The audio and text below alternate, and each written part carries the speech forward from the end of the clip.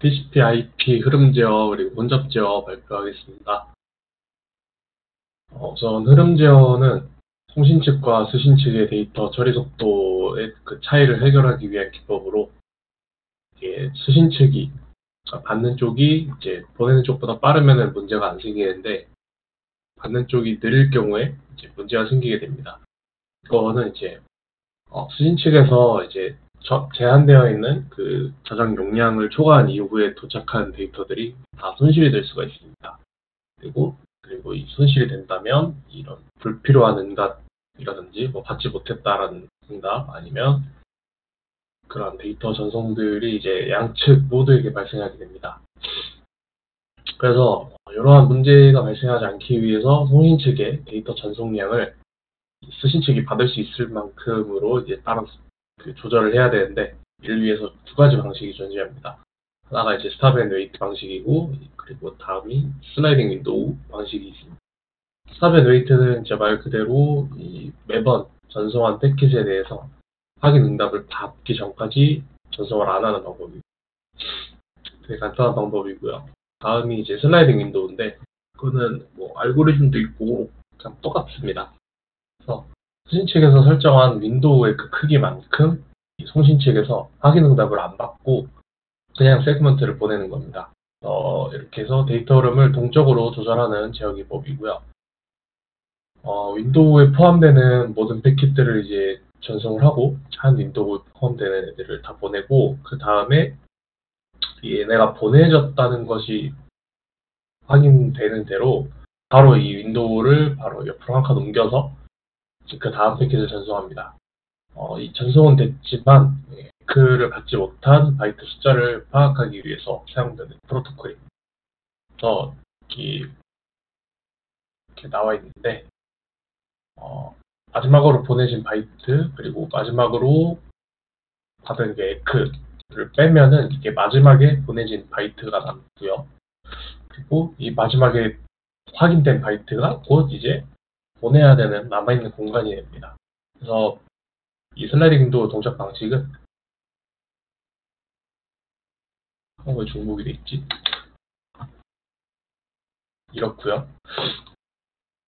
또 이 윈도우라는 게 뭐냐면 TCP와 IP를 사용하는 모든 호스트들이 송신 그리고 수신을 위해서 두 개의 윈도우를 가지고 있는데 이 호스트들은 이제 실제 윈도우를 보내기 전에 3웨이 핸드쉐이킹을 통해서 수신 호스트에 그 수신 가능한 그 윈도우 사이즈만큼 자신의 이게 송신 윈도우 사이즈를 맞춰줘야 돼요. 그래서 이거를 이제 그림으로 쭉 보면 수신 윈도우가 199에서 194까지 보냈어요. 받았어요. 그러면 이제 200번대를 기다리고 있고요. 송신 윈도우는 이제 200번에서 똑같이 총 6개 사이즈만큼을 이제 보내게 됩니다. 그러면 이 수신 윈도우보다 같거나 작은 크기로 송신 윈도우를 지정을 하게 되면 이제 흐름 제어가 가능해진다고 하고요. 그리고 송신 윈도우 이동을 보시면 저희 기본적인 슬라이딩 윈도우 그 알고리즘이랑 똑같습니다. 그래서 이 비포 상태에서 위에가 비포 상태인데 그래서 203에서 204를 전송을 하면 수신 측에서 이제 203 받았다라고 이제 확인 응답을 보냅니다. 그리고 송신 측은 이걸 받아서 애프터 상태 VPN 애프터 상태와 같이 윈도우를 203에서 209로 이동을 시킵니다. 그럼 이제 205에서 209가 전송 가능한 상태가 되어 있는 겁니다. 이렇게 흐름 제어까지 알아봤고 다음이 이제 혼잡 제어인데 이 통신 체계의 데이터 전달 그리고 네트워크 데이터 처리 속도 차이를 해결하기 위한 기법입니다. 예를 들어서 한 라우터에 데이터가 다 몰리게 되면은 이 네트워크 혼잡이 일어나게 되는데 이러한 네트워크 혼잡을 피하기 위해서 통신 측에서 보내는 데이터의 전송 속도를 강제로 줄이는 작업을 혼잡 제어라고 합니다. 또 다른 걸로 이제 또 네트워크 내 패킷의 수가 과도하게 증가하는 현상을 방지하는 것도 이제 혼잡 제어라고 하고요. 송신 측 그리고 수신 측의 전송 속도를 다루는 흐름 제어와 달리 혼잡 제어는 호스트와 라우터를 포함해서 되게 넓은 관점에서의 전송 문제를 다룹니다. 그래서 이 혼잡 제어 해결 방법으로는 총 4가지가 있는데요. 첫 번째로 AIMD 이 합증가 곱 감소라고 하는 방식인데, 패킷을 하나씩 보내고 그게 문제없이 도착을 하면 윈도우의 크기를 1씩 증가시켜가면서 전송하는 방법입니다. 그래서 만약에 패킷 전송을 실패를 했다거나 일정 시간을 넘으면 보내는 속도를 절반으로 줄입니다. 매우 공평한 방식이라고 하고요. 여러 호스트가 한 네트워크를 공유하고 있으면 나중에 진입하는 쪽이 불리한데, 이게 시간이 지날수록 평행 상태로 수렴하는 특징이 있습니다.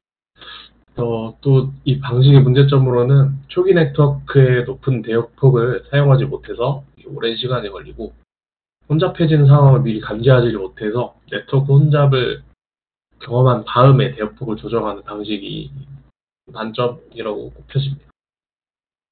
그래서 다음이 이제 슬로우 스타트라는 느린 시작이라는 방식인데, 합증과 곱감소 방식과 마찬가지로 하나씩 보내는 것부터 시작을 합니다, 패킷을. 그리고 이렇게 하나씩 문제없이 도착을 하면 각각의 그 돌아오는 액 패킷마다 윈도우 크기를 1씩 증가시켜주게 됩니다. 그래서 이런 방식을 통해서 한 사이클이 돌게 되면은 윈도우 크기가 이렇게 2배가 되고요. 이러한 전송 속도가 지수함수꼴로 증가한다고 합니다. 만약에 혼잡 제어 현상이 발생을 하게 되면은 윈도우 크기를 다시 맨 처음 시작하는 1로 떨어뜨립니다. 그러면 초기에 네트워크 수용량을 예상할 수 있는 정보는 없는데, 혼잡 제어 발생했을 때 네트워크 수용량을 어느 정도 예상할 수 있습니다. 이 1로 떨어뜨리기 전까지의 윈도우 크기를 알 수 있으니까. 그래서 윈도우 크기 절반까지는 이전과 같이 지수함수꼴로 또 크기를 증가시키고, 이후에는 이제 완만하게 1씩 증가를 시킵니다. 그 다음이 이제 빠른 재전송이라는 건데, 패킷을 받는 쪽에서 먼저 도착해야 될 패킷이 도착을 안 하고 다음 패킷이 도착을 해도 이 패킷을 받았다라는 에크 패킷을 보내게 됩니다. 그래서 순서대로 잘 도착한 마지막 패킷의 에크 패킷보다 다음 패킷이 먼저 도착을 했을 경우에 다음 패킷의 순번을 에크 패킷을 먼저 실어서 보내면 중간에 패킷이 하나가 손실이 되게 됩니다. 네, 이거를 해결하는 방법이라고 하고요. 빠른 재전송은 이제 중복된 순번의 패킷을 3개를 다 받으면 재전송을 하게 됩니다. 이러한 현상은 약간 혼잡한 상황이 발생한 것으로 혼잡을 감지하고 윈도우 크기를 줄이게 됩니다. 다음이 빠른 회복이라는 건데, 혼잡 제어한 현상이 되면 윈도우 크기를 1로 줄이는 게 아니라 반으로 줄인 다음에 그 다음에 이제 증가시킬 때는 다시 선형 증가시키게 됩니다.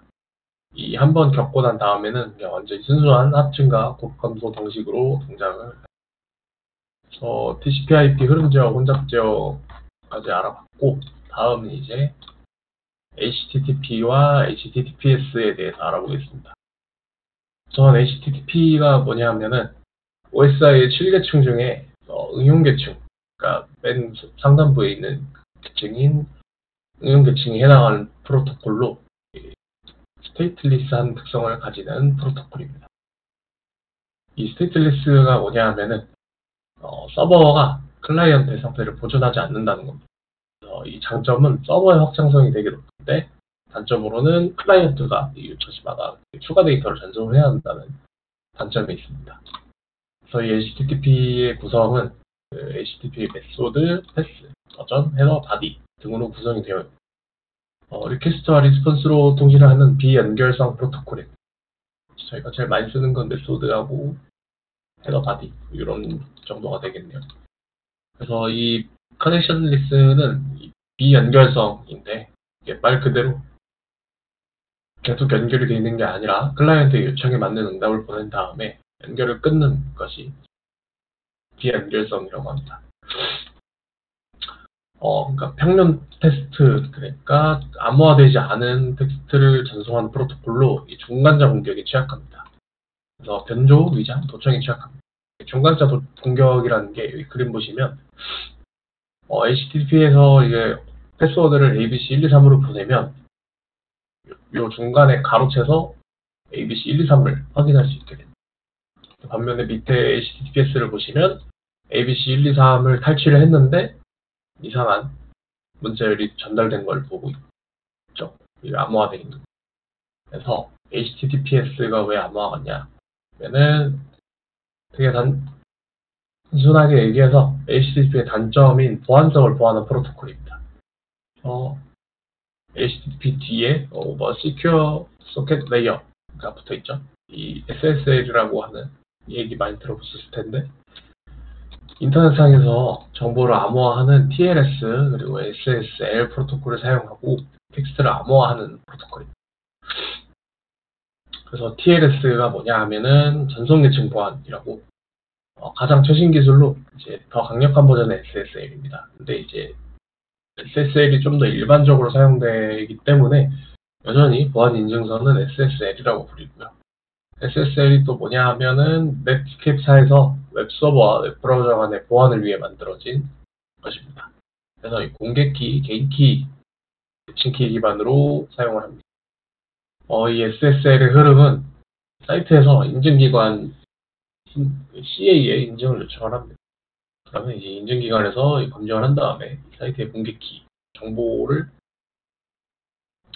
인증기관의 개인키로 암호화를 합니다. 이 인증기관의 공개키는 브라우저에 제공을 하고요. 사용자가 사이트로 접속 요청할 경우에 사이트는 인증서를 전송을 합니다. 이러면 사용자는 브라우저에 내장된 공개키로 인증서를 복호화하고 그리고 이제 사이트의 공개키로 대칭키를 암호화해서 전송을 합니다. 이러면 또 이제 사이트는 전송받은 암호화된 대칭키를 사이트의 개인키로 또 복호화를 하고, 그다음 사용자 사이트는 같은 대칭키를 획득하게 됩니다. 그래서 이 전송할 때는 이제 해당 대칭키로 암호화해서 전송을 하게 되고요. 이렇게 해서 그 공개키, 개인키, 대칭키 이렇게 계속 얘기가 나오는데, 얘네는 이제 다음에 자세하게 알아보도록 하겠습니다. 그리고 이 HTTPS의 통신 흐름은 애플리케이션 서버인 A 하는 것을 만드는 기업은 HTTPS 적용을 위해서 공개키 그리고 개인키를 만듭니다. 신뢰할 수 있는 CA 기업을 선택하고 또 그 기업에게 이 공개키 관리를 부탁하며 계약을 합니다. 그리고 계약 완료된 CA 기업은 해당 기업의 이름인 A 서버의 공개키 그리고 또 공개키 암호화 방법을 담은 인증서를 만들고, 이 인증서를 CA 기업의 개인키로 암호화해서 A 서버에 제공합니다. 이렇게 해서 A 서버는 우선 암호화된 인증서를 갖게 됐고요. 이제 A 서버는 A 서버의 공개키로 암호화된 HTTPS 요청이 아닌 요청이 올 경우 이 인증서를 클라이언트에게 넘깁니다. 그러면 이 클라이언트 입장에서 그러니까 서버한테 이제 인덱스 HTML 파일을 달라고 요청했을 경우에 HTTPS 요청이 아니기 때문에 CA 기업이 A 서버의 정보를 CA 기업의 개인키로 암호화한 인증서, 간단하게 생각해서 그냥 인증서라고 생각하시면 됩니다. 그거를 받게 됩니다. 그러면 이 공개키는 브라우저가 이미 알고 있기 때문에 브라우저가 이를 해석하고 A 서버의 공개키를 얻게 됩니다. 이러면 이제 이 A 서버의 공개키로 암호화해서 요청을 계속 보내게 됩니다. 여기서 이 CA 기업의 공개키를 알고 있는 이유는 되게 유명한 기업들이 이미 등록이 되어 있기 때문에 브라우저가 인증서를 탐색해서 해독이 가능합니다. 그래서 그러면 이제 이 HTTPS만 쓰면 보안이 완전히 끝나냐? 라고 했을 때는 아니고요.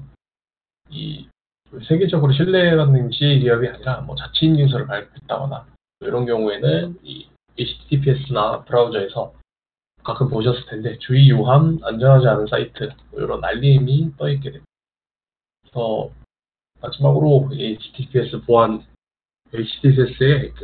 외의 장점이 있는데, 많이 보셨을 검색 엔진 최적화 SEO라는 것에 대해서 큰 혜택을 볼 수 있습니다. 우선 가장 많이 사용하는 검색 엔진 구글 크롬이죠. 거기서 이 HTTPS를 사용하는 웹사이트에 대해서 검색 순위 결과에 약간의 가산점을 주겠다고 발표를 했습니다. 다음이 이제 가속화된 모바일 페이지 AMP를 만들 수 있다는 건데, 이 AMP를 만들기 위해서는 HTTPS 프로토콜을 사용해야만 합니다. 그래서 이게 왜 장점이냐 하면 모바일 친화적인 웹사이트를 만드는 것, 그리고 모바일 검색 순위 및 지역의 SEO를 증가시키는 것이 점점 더 중요해지고 있기 때문에 이 HTTPS를 사용하는 것이 필수라고 볼 수 있습니다. 이상으로 발표 마치겠습니다. 질문 있으신가요?